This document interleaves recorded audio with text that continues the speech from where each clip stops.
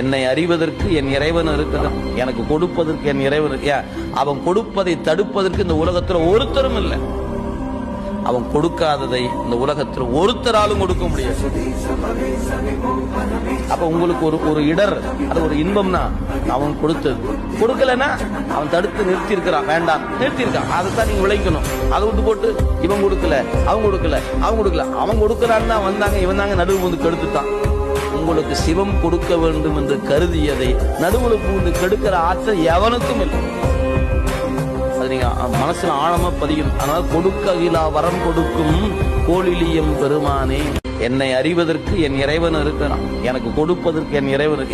அவன் கொடுப்பதை தடுப்பதற்கு இந்த உலகத்துல ஒருத்தரும் இல்லை. அவன் கொடுக்காததை இந்த உலகத்தில் ஒருத்தராலும் கொடுக்க முடியாது. அப்ப உங்களுக்கு ஒரு இடர், அது ஒரு இன்பம்னா அவன் கொடுத்தது. கொடுக்கலன்னா அவன் தடுத்து நிறுத்தி இருக்கிறான், வேண்டாம் நிறுத்தி இருக்கான். அதைத்தான் நீங்க விளைக்கணும்.